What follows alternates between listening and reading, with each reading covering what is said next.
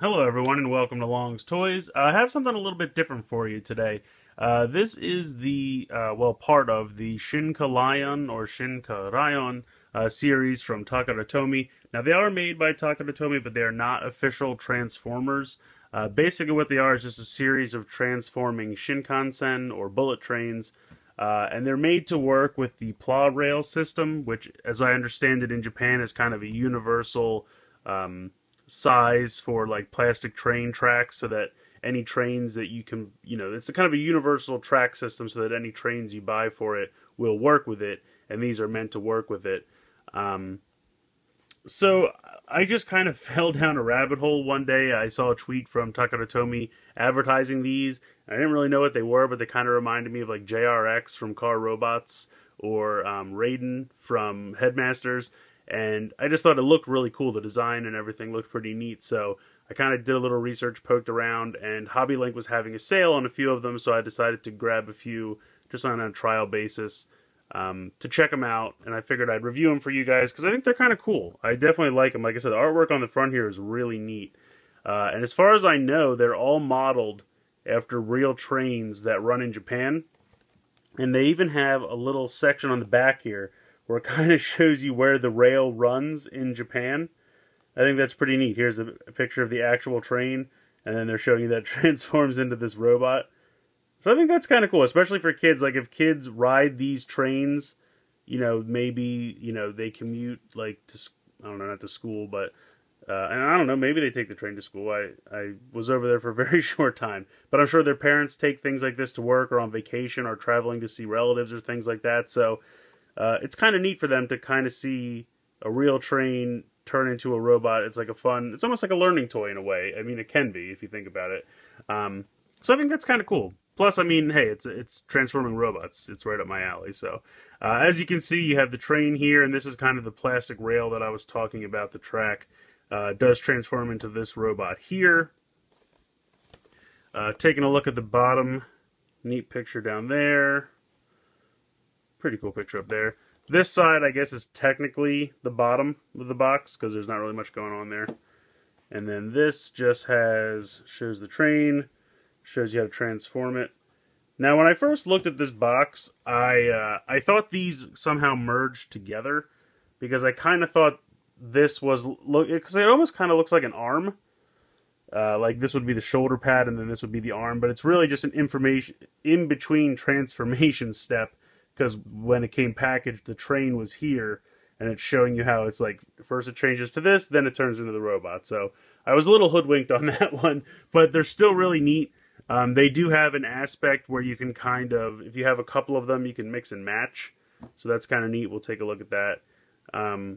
So this is number 4, the Shinkansen Henkei Robo, Shinkarion H5 Hayabusa.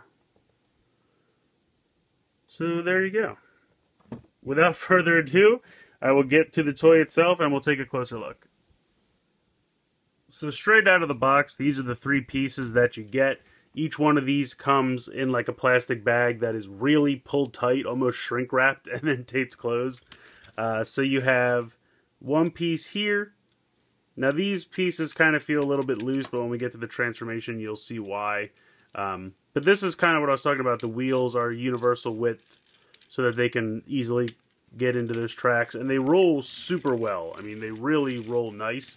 And I think the paint's really nice. This kind of metallic mint green color. The purple, really nice there.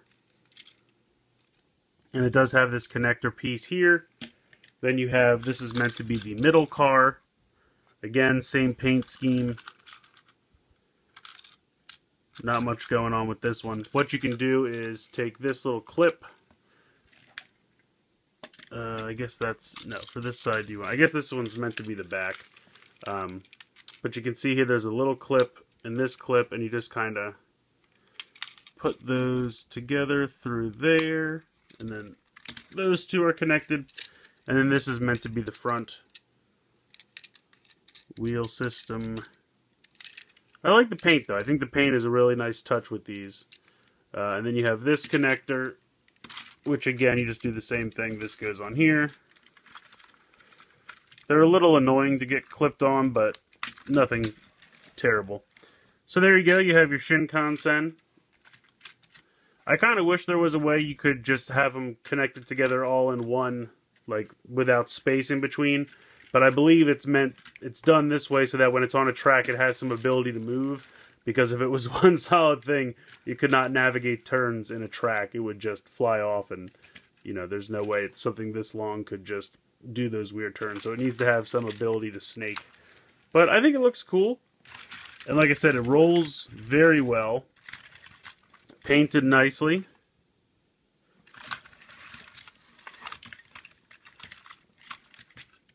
But I mean, that's pretty much it for the train mode. There's not really a whole lot that it does. Obviously, I don't have any of the track to put it in. But if you're someone who has the track and you have like a cool environment, I think, you know, you could set this going. I don't know if there's a way that they motorize them. It's probably something that comes with the track if it is, because there's no kind of motor parts or anything in this. So that's pretty much it for the train mode, but we'll go ahead and check out the transformation. Alright, so I've gone ahead and uncoupled them. You do not need this part for the transformation, so I'm going to go ahead and put that off to the side. We'll start with this bottom part here, or what will become the bottom part. Now you can see here there's a little clip right here, and you're going to want to just push that forward with your thumb.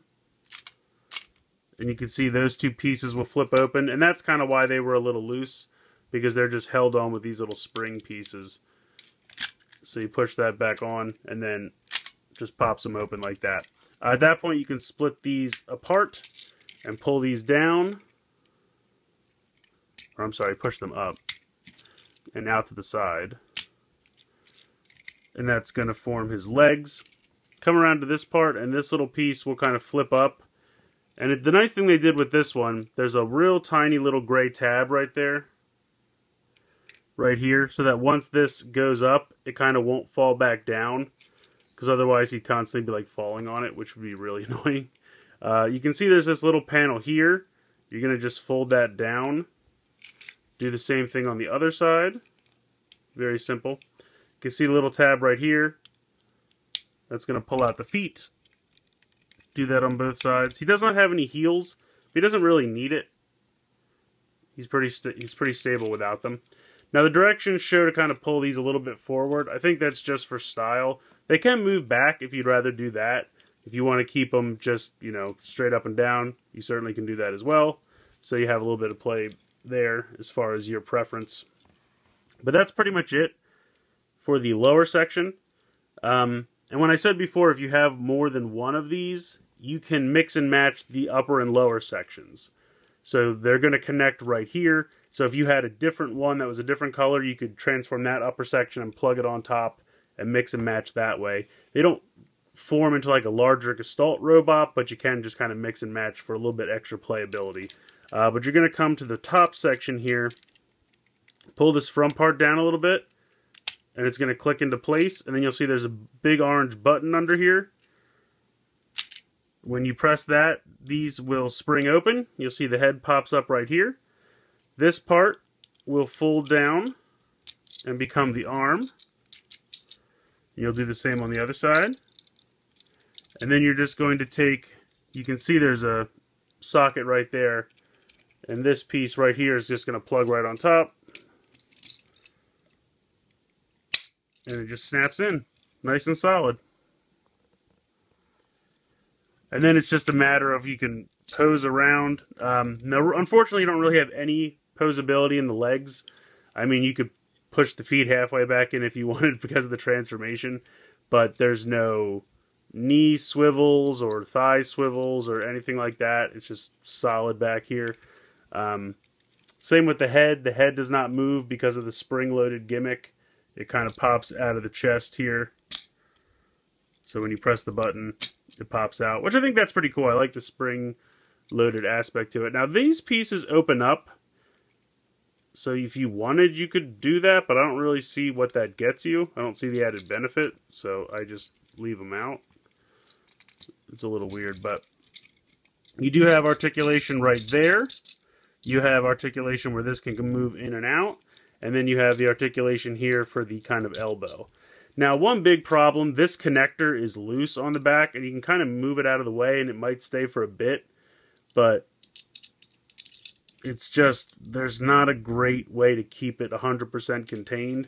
The other thing is, if you kind of move this guy, see how his arms kind of fall back? And that's because they're spring-loaded to pop out. And I think they look good, I wish there was a way they could kind of lock into place here when they're in. But otherwise, there is your robot. I think it looks pretty good, but there is a little bit more we can do with this guy. So bringing the centerpiece back in, this does open up and provides you with some weapon pieces. At this point, it doesn't really do anything else. I just kind of close it back up and put it off to the side. I mean, I guess if you really wanted, you could have it open and you could have maybe stand on it as like a skateboard or something. Doesn't really hold its balance all that well. But, you know, whatever your imagination can create, you can use this for. But here are the weapon pieces, so you can take these off, and then this will flip out and fold a sword, so that can clip there in his hand. Now, I think the directions officially have you use these as wings on the back, so you can see there's holes here, so I think they want you to plug it in here and here, and that looks kind of cool. You could angle them out to the side a little bit if you wanted, just so you can see them a little better. And then just pose the arms however you like. Something else I've found that I think is pretty cool, you can take this off and take these wings, and I kind of like to mount them here on the side of the arms, like hand blades. I think that looks kind of cool. And you can come up with a cool pose if you like. Something like that, maybe. The other thing I found, and this kind of works, you can take the sword, and it does have a little tab here on the side, and you can kind of plug that into one of these, and it kind of makes it look like he has the sword on his back. I kind of like the look of that. I kind of like the sword on his back, especially with the hand blades. So there's definitely a decent amount of playability with these accessories. You can, you know, use them here. You can use them on the side, on the back as wings. You can have the sword. So I think that's cool. I like that they have those little hole connectors in a couple random places, so you have a little bit more playability options. But yeah, I think the weapons are pretty cool. I like how they're clear orange. With the sword, this joint is a little loose. So, I mean, it kind of, you know, like if you put it somewhere, it's very easy to kind of have it fall back in. But, I mean, it fits nicely as a sword. And I like that they're translucent. I think that's cool. So, yeah, overall, I like the look of this guy. And I think the accessories are pretty neat. So I would say overall, I do like this guy. He does have a few flaws, but I don't think it's anything that ruins the toy. My biggest problem is this weird connector on the back. I might even just unscrew this and take it off just because it's so annoying in robot mode how it doesn't lock in place anywhere. I mean, they went to the trouble of making the one in the heel so that it won't go past the little tab. I don't know why they couldn't have come up with something similar for this connector. My only other major problem with it is how the arms kind of tend to fall back. I kind of wish they locked in place in robot mode. Sure, it would have been great to have maybe just a thigh swivel or something here. You know, maybe not a full knee joint, but they could have put maybe just a little something in here. But that doesn't bother me all that much, to be honest. I find this thing on the elbow back here way more annoying than a lack of articulation in the leg. I definitely think the transformation is fun. I think the train aspect is fun. The paint is beautiful. I love the accessories that he comes with. And as far as I understand in the directions, it shows that the more you buy, the more you can combine the accessories to make different combinations and things. So there's a lot of playability there. The only thing that kind of confuses me is the normal retail price for this is 4,000 yen, which is about $40 American right now. And that seems like a lot to me. Now, Hobby Link Japan has a lot of their stuff 20% off just from the get-go off the list price. That's just how they roll. So that puts them down to 3,200 yen, which I feel like is a little bit more manageable.